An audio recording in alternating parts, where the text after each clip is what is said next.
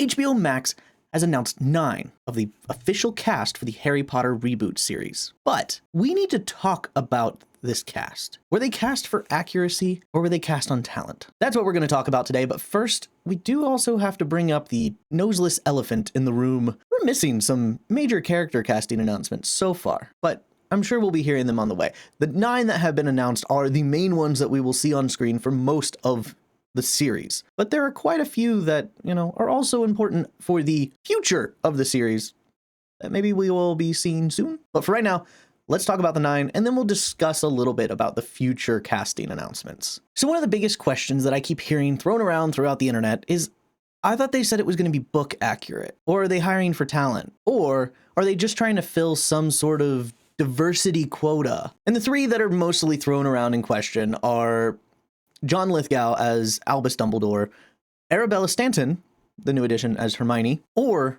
Papaidu as Severus Snape. Were they hired just to be diverse, or were they hired on talent? Well, we'll talk about that today. We'll go through the entire casting and talk about their history, what they're doing, what they've done, and maybe how they will portray the character in a book accurate way.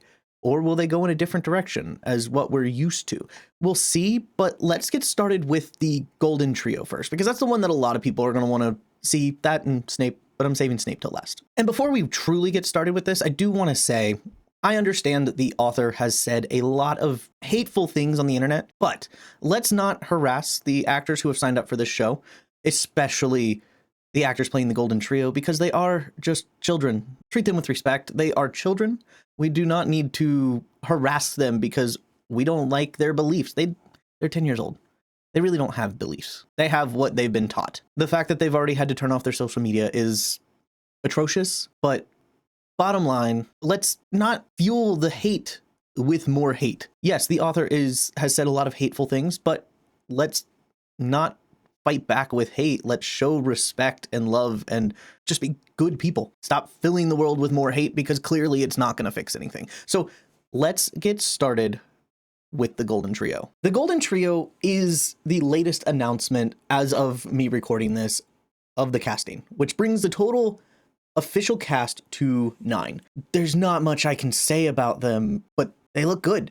Dominic McLaughlin looks like Harry without glasses. Alastor Stout, that's exactly who I always pictured as Ron Weasley. When I was a camp counselor, I had a camper who looked exactly like that, and I just called him Rupert the entire time because he looked like Ron Weasley. And then Arabella Stanton just fits the description that we get of Hermione. Frizzy dark hair, buck teeth. She's perfect. Number one, she's 10. So people who say this are kind of gross, but people are saying she's not pretty enough to be Hermione. Clearly, you've only watched the movies and not read the books. Hermione's not supposed to be conventionally pretty. It's not up until the 4th book when she puts a bunch of product in her hair, has her head in a book, when Harry goes, Hermione's actually kind of attractive. And it's partially because she fixes her teeth. Her hair is straight and looks completely different than what she did before. People need to not fetishize Hermione as an attractive character. Yes, you want to be attracted to the main characters, but you shouldn't be worried about if a 10-year-old is pretty enough. Don't put those standards on her. Because poor Emma Watson was kind of harassed because she was pretty. So I hope Arabella Stanton does not get emotionally scarred from all this, but I think the cast for the Golden Trio is perfect. Just exactly what I would picture. I don't care that her skin is a little bit darker. I know that's a controversy. Well, she's supposed to be white. Is she though? Because in the play, she's black. Granted, the play is not canon. It's a fan fiction, but clearly it is not ever described in the books on what her skin color is, because her skin color doesn't matter on who she is. And I do understand the one thing that people keep bringing up is that, if you have the person of color bringing up the idea of, hey, we should free the slaves. And then the 2 white people in the group go, Hermione, you're being silly. They like it. It does send a different message. But also at the same time, it's ignorance that causes this kind of thing in the first place. And if you emphasize the ignorance that the wizarding world just, hasn't registered, that just because they're not humans doesn't mean they don't have rights, you're missing the point. Because that's the point of it, is, the wizards don't see the house elves as something that should have rights. It's the same thing with the centaurs. That is an underlying part of the story, is that wizards kind of suck. They think if you are not like us, you are different. And yes, the purebloods, the people who call themselves pureblood wizards, they're the ones who are even worse. They're like, well, listen, if you are not fully magical, you're garbage. But I'm getting off topic. Let's talk more about the cast. All right, so now we're going to talk about Nick Frost and Paul Whitehouse, because I know they're two separate people, but their careers are very similar in being the fact that they're comedic actors. I think it's great. I think Nick Frost is going to do great as Hagrid.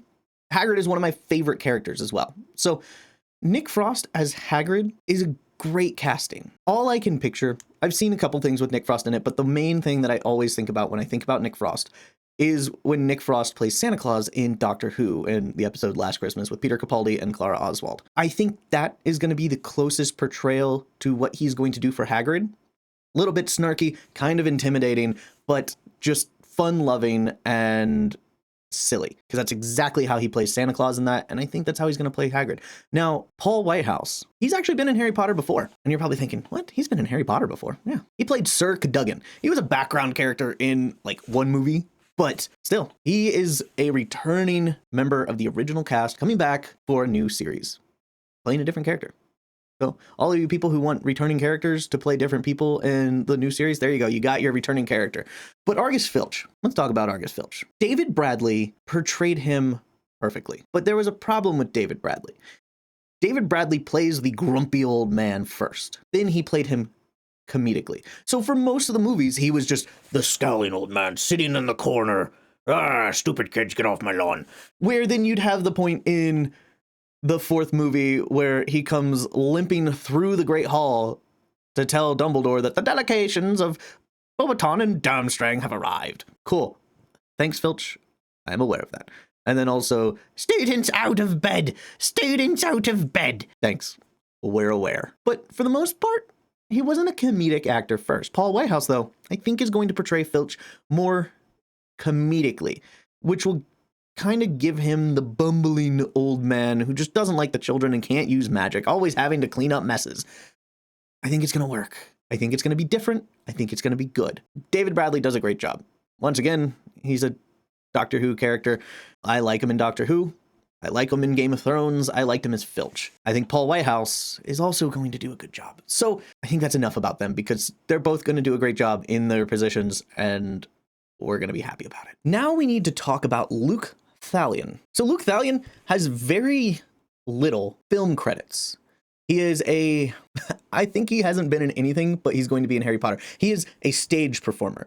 All of his credits on not IMDb. All of his credits on his fan wiki are stage performances. He is, first and foremost, a theatrical actor. He's not a cinematic actor. He's purely theater, which I think is going to do well for this role as Professor Quirinius Quirrell, the poor, stuttering defense against the dark arts teacher. I think he'll be perfect because the role is such a tiny role. You need a big actor, a big performance, not just a big actor, but a big performance to truly be able to capture the subtleties of who Quirinius Quirrell is. I think because we know what the twist is going to be. We know that Quirinius Quirrell has Voldemort in the back of his head. So we don't need to keep the mystery there on, ooh, is he evil? I think, if anything, a character who's very good at stage and large performances, because you have to emote large to be able to be seen by the people in the back. So what you have is you have stage actor perform the evil villain, because what will he do? I'll be the poor stuttering professor. But as soon as everybody turns their backs, he's silly fools. And that's all you have to have, is you just have to have, like, when they turn their backs, he stands up just a little bit straighter and has kind of a devious smile on his face. But an actor who performs more subtly isn't going to be able to portray that as well. We want to be able to be like, yeah, he's bad. I know he's bad. I've seen the movies, read the books. He's the bad guy. Look, watch. See, right there. Right there. That little moment right there. And that's why I think Luke Thalion is going to be good. Plus, he's age appropriate for the actors. So far, most of the actors are the ages that they're supposed to be. Of course, you have the Golden Trio. We're all 10. Awesome. That's what they're supposed to be. Nick Frost, it doesn't really matter his age. He's going to be covered by a giant head of hair. And also just, we don't really know how half giants age. We don't know how giants really age. So he could look younger, he could look older, but I think Nick Frost is going to be perfect for that age range. Paul Whitehouse, older man, perfect for Filch. Filch is a relatively older man, I think. We never really get told how old Filch is, because we also know Filch is not a caretaker who's been there for a long time. Because we hear from Molly Weasley that the caretaker was someone different when she was in school. Granted, been a couple years, but still, the point still stands. Filch hasn't always been there. He's at least been there since the late 70s, because we do find out that Filch had confiscated the Marauders map from the Marauders in their 7th year. So we know he's at least been there that long. But other than that, we don't know how long he's been there. He could have been a young man then. So that doesn't matter. But Luke Thallion, late 20s, perfect. Now let's talk about John Lithgow, the American Dumbledore. We have an American Dumbledore, we have an American Pope. It's just America's time, right? Well, this is a little bit controversial because this is the first American actor, technically not, but the first, let's fix it. This is the first actor in specifically the Harry Potter series that has speaking lines that is American. It's technically the first American actor to play in Harry Potter is actually Susan Bones, who is Chris Columbus's daughter, fun fact. But John Lithgow is going to have a more prominent role. He is going to be in all seasons. I want to say 7 seasons, but it may be longer. We'll see how they drag it out. Look at how they're doing Last of Us. But he will be in every season, if not as a background character, but sometimes almost a main character of the episode. Why American? Well, because he has played British people before and did a fantastic job. He's also a comedic actor who does really good, serious roles. He played Barney's father in How I Met Your Mother. I think that is going to be his portrayal of Dumbledore, kind of like the silly old man, you know. I'm a driver's ed teacher who lives with my family. That's just who I am. But have a darker side. In How I Met Your Mother, he didn't have a darker side. But if you are fans of Dexter, John Lithgow is one of the biggest serial killers in that series. He plays basically Barney's dad, you know, just a simple guy who has a family, but on occasion goes on vacation and murders people. So, you know, it's a thing, but he's one of the darkest villains in that series. And I think that's something that Dumbledore has to have. Has to be a calm-spoken actor who has a bit of a dark side, which I think John Lithgow can capture perfectly. So all in all, I think John Lithgow is perfect. I understand he is American. It's fine. If Hugh Laurie can play an American doctor for 9 years, I think John Lithgow can play a British wizard for the same amount of time and get away with it. Now let's talk about Janet McTeer. I've only ever actually seen her in The Menu. I haven't really seen any of her other stuff, and I'm gonna be honest about it. That's the only thing I've seen of her. I thought for the first half of the movie that she was a different actress. And I was like, she looks familiar. Isn't she? No, it's not her. Because I looked it up and I was like, I have no idea who this lady is. But I think she can do a good performance of McGonagall. I think she can do Dame Maggie Smith justice in replacement. In replacement? No, I don't think she's replacing her. I think she can just fill her shoes and respectfully take over that role and make us love her as McGonagall as much as Maggie Smith made us love McGonagall. I wish I knew more about Janet McTeer. I will probably go back and watch some stuff of different things, but the role that she played in The Menu, I don't think captures what she can do as McGonagall. I know I've seen other people talk about a show that she was just in that she did a fantastic job, and that would more capture how she would portray Minerva McGonagall. So I will trust in the people who have seen her performances and do follow her career. I think she looks the part. And I think based on all of the other casting that we've discussed so far, if those are as good as they're going to be, I think she's going to do a fantastic job. I wish I could say more about her, but I think she's going to be good, but I'm not sure. I'm optimistic. I will say that. I am optimistic that she is going to portray that role fantastically. Is she going to be able to fully fill out Maggie Smith's shoes as Minerva McGonagall? Maybe not.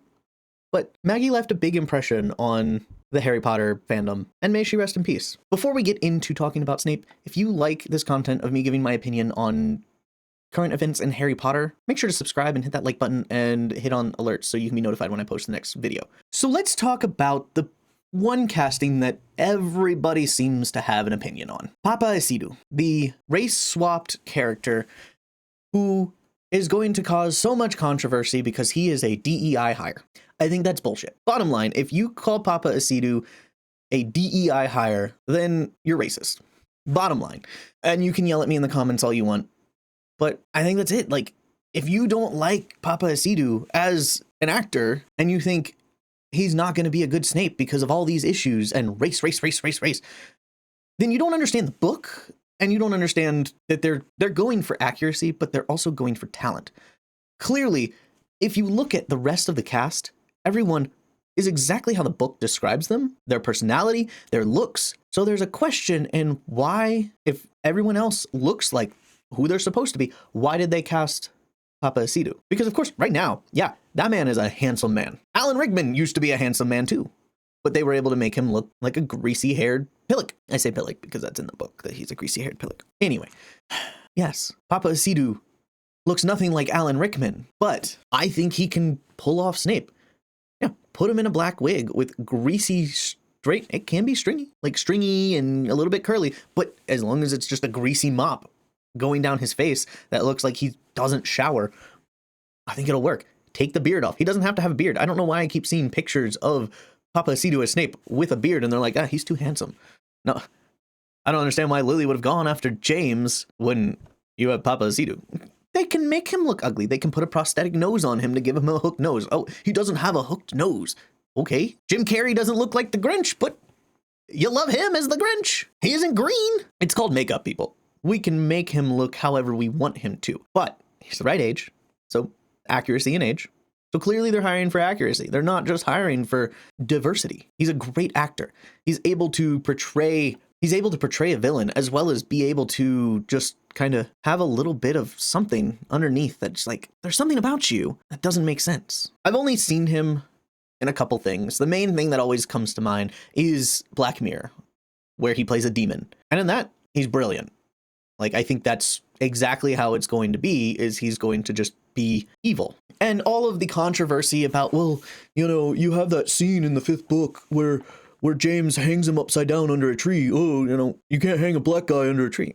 Number one, he's not hanging him by his neck. He's hanging him upside down by his ankle. Number two, it's more complicated than just, oh, it's a white guy hanging a black guy. I understand where people are coming from with that, but it's not something that we have to really do. Like, there's a way to more modernize the idea where the Death Eaters in the original movie were more portrayed as, you know, the Fourth Reich. The Fourth Reich? We're in the Fourth Reich. We're more portrayed as the Third Reich. You know, hey, if you ain't white, you ain't right. We're going to put you in camps if you're not fully magical.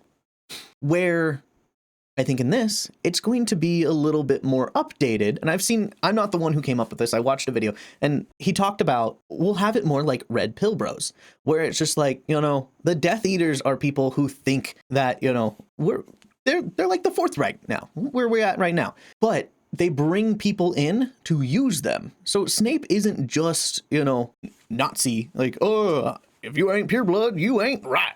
I don't know why he's deep south, but he's more of, you know, I was bullied by people who didn't accept me, but these people accept me for who I am, so I'm gonna go hang out with them. They're the wrong crowd, of course, and, you know, make him more of a sympathetic character that just kind of, you know, got into the wrong crowd. Because that's the one complaint that a lot of people have is like, Snape's not a good guy. Snape is not at all a good guy. These people who love Snape don't love Snape. They love Alan Rickman. And so we need to remember, Snape is not a good person. He bullied children to the point that one of the children's worst fear was him. And I know people look at it one-sided is like, oh, well, when Neville's Boggart comes out and it's a large black man, it's like, hey, Neville, that's racist that you don't like the only black man. So that doesn't mean there's not going to be other people of color in Hogwarts, number one. But also number two is hopefully in the series, we will show how much Snape bullies Neville, because in the movies, we did not show how much Snape bullied Neville. So it's not going to be about race. It's about how Snape treats people. Papaidu is going to do great things in this role. And I think after we see him in this role, we're going to be like, okay, I was wrong. And if I was wrong about that and he's a horrible actor and he portrays Snape poorly and, you know, clearly the casting director who went through thousands, tens of thousands of people for each and every one of these roles, just hired him because, oh, we need a black guy in the cast. We can't have them all be white again. And he's an absolute garbage actor. You can come on here and say, I told you so. And I will say, okay. But quit saying it's ruined before it's even aired. It hasn't even filmed yet. So that's all I have to say is I think Papaidu is going to do great things. He's going to be a terrible person being Snape. And hopefully he redeems Snape a little bit more than the books do. But he's going to do great things. So let's talk quickly about future casting. Because there are so many more people that need to be cast that are going to be pivotal for the rest of the series. We have the Dursleys. We need to find out who the Dursleys are. I think Dudley is almost as important as the Golden Trio being cast. We need Neville Longbottom. We need Ginny Weasley. Molly Weasley as well. And I think we also, at least not this season, but I think we're going to get future characters that get introduced in later parts of the series. We're going to get them introduced a little bit earlier in the series, such as Luna Lovegood, as probably Ginny's only friend in her second year, because I don't think Ginny's going to have friends in her first year. So Harry, Ron, Hermione's third year, we may see a little bit of Luna Lovegood. We may also see Cedric Diggory on the Quidditch pitch in their first year. Maybe. I don't know. But we may see who's going to be Cedric Diggory, build a bigger relation with Cedric Diggory so that when he dies, we're more devastated by it. I mean, watching him die just in the fourth movie, being introduced to him in the beginning and him dying in the end is devastating. But I think part of that is his dad coming out and just crying over his dead body. That kind of makes you feel, oh man, that sucks. But if you're rooting for him from Harry's first year, like watching him and going, oh man, he's a good guy. That's a good guy. Oh, he's dead. Oh, it sucks. That's gonna make all the difference. But we also need the Weasleys, all of the Weasleys, because they're gonna be pretty important in the later series. So looking forward to see who's gonna play Molly, who's gonna play Ginny, who's going to play Fred and George. We also need Lily and James. And I've seen people who keep casting them with older actors. Like I saw one girl on TikTok. She's like, I think I know who's going to be Lily. It's going to be Karen Gillan because we need to have them match the age of Snape. No, we don't. We don't need to have them match the age of Snape. That's what they did in the movies. And it was wrong. They're younger. They died when they were 20. So they need to be 20. So they're going to be young actors for James and Lily. So it's the same issue I have with the Adam Driver as Snape is Adam Driver is in his 40s. Snape is in his early 30s. So we need to keep in mind how old these actors are as well. Yes, they look exactly like Alan Rickman, but no. We have a lot of casting still left. Some more important than others for the future of the series. But currently, the 9 that we have are the ones who are important for this season. And that's it. So those are my opinions on the casting of season 1, year 1 of Harry Potter HBO Max reboot series, whatever it may be called. I think the casting is amazing. I think casting directors lately they have so much on their shoulders on trying to cast people perfectly in roles. They're doing a good job. I think what doesn't do a good job is when we put people in roles that clearly don't need to be in roles, and you can tell. But before you jump into a conversation and scream DEI hire, you should wait until after to see if that's even an issue. See how the performance is. Go see it. Don't make your opinion before you even see it. It hasn't even filmed. Things may be different in the future. So without further ado, we see you next time. And as always, stay marvelous and Nox.